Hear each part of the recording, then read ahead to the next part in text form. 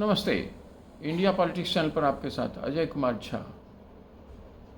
2024 के चुनाव के बाद बजट सेशन शुरू होने वाला है। बाकी चीज़ें तो जो सरकार बन गई, सब कुछ हुआ, लेकिन अब जो बजट सेशन 22 तारीख को आहूत है, 23 को बजट रखा जाना है। इसमें क्या हो सकता है, इसको लेकर के काफ़ी उत्सुकता देश के लोगों में है, पॉलिटिकल पार्टियों में है, एनडीए में है और आईएनडीआईए में है। ये एक महत्वपूर्ण बात है जिसे समझना जरूरी है। इतनी उत्सुकता भला क्यों? यह इम्पॉर्टेंट है। उत्सुकता इसलिए कि भाजपा की अपनी एब्सोल्यूट मेजॉरिटी तो 2014 और 19 की तरह है नहीं। इसको लेकर के ज़्यादा उत्सुकता है। इसी विषय पर आज मुझे बात करना है। बात इसलिए करना है कि क्या जो अलायंस है एनडीए की, जो सत्ता में है, क्या वह अक्षुण्ण बनी रहेगी? चूँकि 2014 और 19 में अलायंस तो था, सरकार भी थी, लेकिन ऐसी परिस्थिति नहीं बनी थी कि सरकार अलायंस पार्टनर पर डिपेंड करती हो। लेकिन इस बार तो ऐसी स्थिति है। चंद्रबाबू नायडू जी के पास 16 सीटें हैं, नीतीश कुमार जी के पास 12 सीटें हैं। अब ऐसे में इनका, वैसे तो चिराग पासवान जी भी हैं, उनके पास भी अच्छी संख्या है, कम पाँच तो उनके भी हैं, और भी मजीद जी हैं, तो और बाकी लोग भी हैं, एक दो करके तो ही हैं। लेकिन जो मेजर पार्टी है उसमें जिन पर यह बिल्कुल एनडीए 100% डिपेंड करती है, उसमें नायडू जी और नीतीश कुमार जी हैं। तो क्या ये साथ रहेंगे? देखिए, वैसे तो पब्लिक पोस्चरिंग में तो कभी ऐसा दिखा नहीं और कभी ऐसा आया नहीं कि ये लोगों का कोई condition, unconditional support Naidu ji का भी और नीतीश कुमार जी का भी। अब ये बात अलग है कि नायडू जी भी मोदी जी को छोड़ करके निकल चुके थे। 2019 में वो मोदी जी को, वो एनडीए में रहते हुए वो बाहर आ गए थे, और नीतीश कुमार जी भी उनको छोड़ चुके हैं, कई एक दो बार तो उन्होंने छोड़ा ही है, लेकिन फिर अब साथ हैं। लेकिन इस बार क्या करेंगे, इसलिए उत्सुकता ज़्यादा है। देखिए, मेरा आज इस विषय पर बात करना इसलिए आवश्यक है कि यह कहाँ तक निर्भर करेगा कि ये लोग जो कह रहे हैं वही करेंगे। चूँकि अंदर खानों की जो बात है और जो बातें अब मीडिया में भी आ रही हैं कि नायडू जी, देखिए, वैसे चौथी बार वो मुख्यमंत्री बने हैं, चौथी बार मुख्यमंत्री बने हैं। Over 13 years as chief minister वो आंध्र प्रदेश के रह चुके हैं। हैदराबाद तब उनकी राजधानी हुआ करती थी, तब भी वो मुख्यमंत्री थे। तो उनके 3 कंडीशंस हैं इस बार, और वो 3 कंडीशन में एक तो बहुत ही इम्पॉर्टेंट है, जो वो अमरावती जो जिसकी उन्होंने कल्पना की थी अपना राजधानी बनाने का, आंध्र प्रदेश का नए डिवीज़न के बाद, तेलंगाना का डिवीज़न के बाद, तो अमरावती को उस तरह से काफ़ी कुछ उन्होंने किया, लेकिन वो फुल फ्लेजेड जो जिस तरह से वो प्लान कर रहे थे बना नहीं पाए। तब तक वो 19 में हार गए और जगन बाबू रेड्डी जी आ गए, और उसके बाद चीज़ें बदल गई। फिर ऐसा हुआ नहीं, कोई खास स्पेसिफिक कैपिटल बन नहीं पाया। अब वो चाहते हैं कि वो पुराना इनका ड्रीम पूरा हो, और ये ज़बरदस्त कैपिटल सिटी बनाना चाहते हैं। मुझे तो लगता है ये कि अगर इनके सपने पूरे हो गए, जिसकी संभावना अब मुझे लग रही है, तो वो पूरे देश में वो एक दर्शनीय कैपिटल होगा। मुझे तो लगता है कि वो संभवतः सबसे खूबसूरत कैपिटल के रूप में, स्टेट कैपिटल के रूप में उभरेगा। और जिस तरह से उन्होंने काम किया है और जितना हाईटेक वो हैं नायडू जी, तो काफ़ी कुछ तो ग्राउंड वर्क किया ही हुआ है, वो आगे कर लेंगे। लेकिन उसके लिए उन्हें रिसोर्सेज चाहिए, फंडिंग चाहिए। करीब 12 से 13 लाख करोड़ का जो वित्तीय घाटा अभी इनके पास दिख रहा है, पिछली अभी तक का बैकलॉग जो है वो दिख रहा है इनके पास, तो वो इन्हें पूरा, वो उसको कैसे करेंगे? अब ये इनका एक महत्वपूर्ण एक प्लैंक है जिस पर ये काम करना चाहते हैं। इसके अलावा भी वो जो उनका एक बहुत पुराना ड्रीम है तब, कि पोलारम इरिगेशन प्रोजेक्ट, ये भी एक बड़ा प्रोजेक्ट है जिसको वो पूरा करना चाहते हैं। वहाँ भी रिसोर्सेस की ज़रूरत है।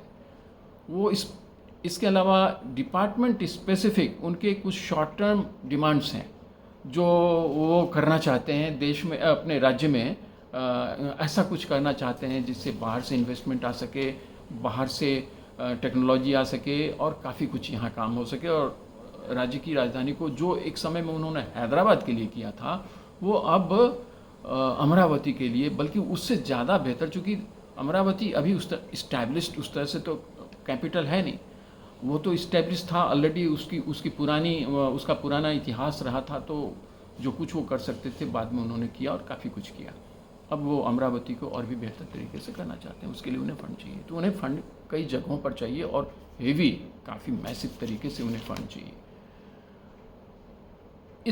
ये एक्सपेक्टेशंस है और कुछ अंदर खाने के भी कुछ एक्सपेक्टेशंस हैं कि वो जगन मोहन रेड्डी जी ने जिस तरह से इन्हें अब वो लगता है कि जगन मोहन रेड्डी जी फिर ऐसा ना हो कि फिर दोबारा सत्ता में आ जाएं तो सब, तो वो थोड़ा वहाँ से भी सशंकित हैं, तो वो भी उनके ध्यान में है वो सब चीज़ें।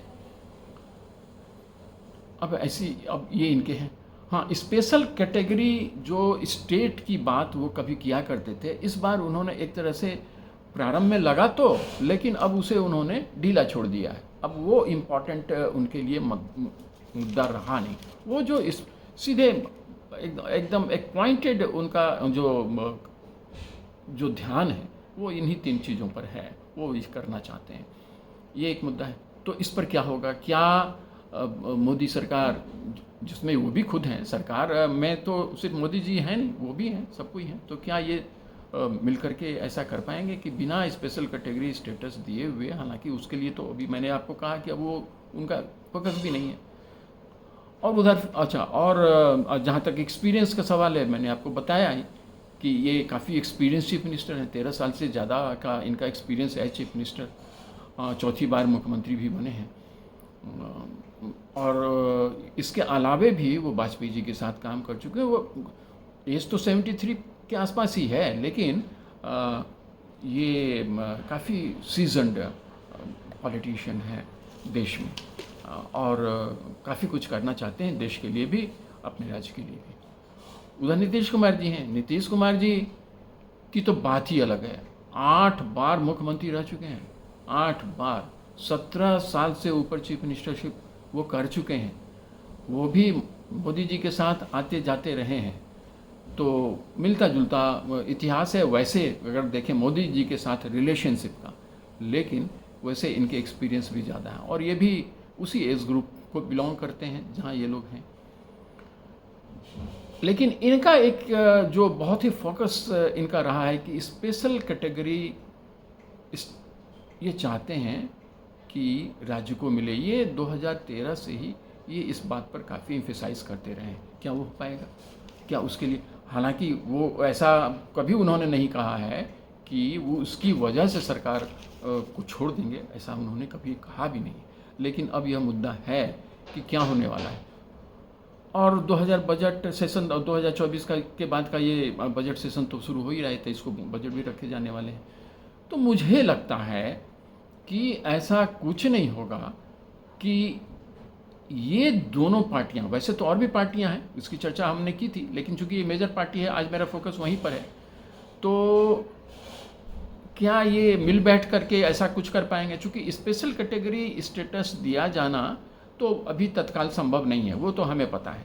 इसलिए कि वो जो 5th फाइनेंस कमीशन में जो शुरू हुआ था, स्पेशल कैटेगरी देने का जो सिलसिला शुरू हुआ था, वो 14वें फाइनेंस कमीशन के साथ ही वो ख़त्म हुआ।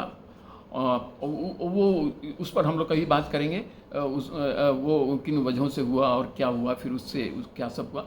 लेकिन अब उसके बाद फिर उसे ये दोबारा लागू कर पाएंगे। अब जो नेक्स्ट फाइनेंस कमीशन भी बैठ ही चुका है, वो भी कार्य में आ चुका है 16th। तो अब क्या होगा? मुझे लगता है कि चूँकि चंद्रबाबू नायडू जी ने उस स्पेशल कैटेगरी के फोकस से अपने आप को अलग कर लिया है, तो मुझे नहीं लगता है कि नीतीश जी भी ऐसा कुछ करेंगे कि वो उसको ज़बरदस्त फोकस के रूप में इतना बड़ा इशू बना लेंगे कि वो सत्ता वो अलायंस से बाहर हो जाए। मुझे ऐसा कहीं से भी लगता नहीं है। तो यहाँ भी कुछ उसी तरह से होगा। मुझे जो अपना मेरा मेरा अपना अनुमान है कि वहाँ भी बिहार के लिए भी विशेष योजनाएं होंगी। बिहार भी देखिए ईस्टर्न, एक बात हम लोगों को ध्यान में रखना आवश्यक है कि खुद मोदी जी किंचित मौक़ों पर कई बार कह भी चुके हैं कि जो ईस्टर्न साइड से जो हमारे स्टेट्स हैं वो वो अंडर डेवलप्ड हैं, मतलब वेस्टर्न साइड्स के हमारे स्टेट्स की तुलना में डेवलप नहीं है। उसमें बिहार भी आता है, उसमें आंध्रा भी आता है, उसमें उड़ीसा भी आता है जहाँ उनकी भी सरकार है, वेस्ट बंगाल भी आता है, नॉर्थ ईस्टर्न स्टेट्स तो है ही हैं। वैसे तो तमिलनाडु भी आ जाएगा, लेकिन तमिलनाडु तो मोस्ट डेवलप्ड स्टेट है कंट्री का। अब ऑफ कोर्स ये बात अलग है कि अब यूपी भी वहाँ उस लेवल पर आ रहा है, महाराष्ट्र तो पहले से ही है, तो वो अभी इशू नहीं है। तो अब यहाँ पर ये क्या होने वाला है, तो मेरा यही मानना है कि इन दोनों के इश्यूज़ को एड्रेस तो किए जाएंगे, ये लोग खुद ही मिलजुल करके इसे एड्रेस करेंगे। अभी नायडू जी दिल्ली दौरा पर रहे हैं, उन्होंने प्रधानमंत्री से मुलाकात की है, अलग अलग मंत्रियों से मुलाकात की है, गडकरी जी, पीयूष गोयल जी, बाकी जितने भी महत्वपूर्ण जो भी डिपार्टमेंट्स हैं वहाँ उन्होंने मुलाकात की है, अपनी बातों को रखा है, और हर जगह से चीज़ें लग रहा है कि सब बिल्कुल ही क्लियर हैं, वो सब चीज़ें यहाँ होंगी।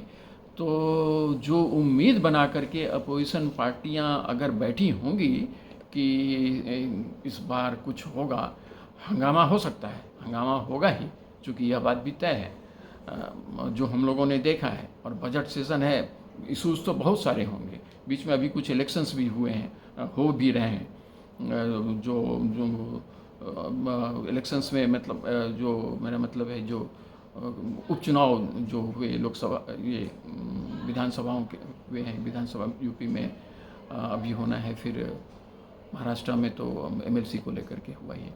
तो वो सब तो खैर अपनी जगह पर होता रहेगा, और भी बहुत सारी चीज़ें नीड्स है वगैरह वगैरह जिस पर बहस होंगी, बातें होंगी, लेकिन सरकार चलेगी, ये तो बिल्कुल आश्वस्त संभवतः मोदी जी ने तो कर ही दिया है, ये लोग भी आश्वस्त हैं। तो अब ये स्थिति है, देखते हैं आगे क्या होता है। परंतु मैं तो आपको यह कहना ही भूल गया कि आपने मेरे इस चैनल को अगर सब्सक्राइब नहीं किया है तो खुद सब्सक्राइब किया या नहीं, और फिर मित्रों से करवाया या नहीं। अगर ऐसा है कि आपने खुद नहीं किया है और मित्रों से नहीं करवाया तो करवा ही लीजिए। बातें करते रहेंगे और चीज़ें निकलती रहेंगी देश के हित में और हम सबों के हित में। Thank you. जय हिंद।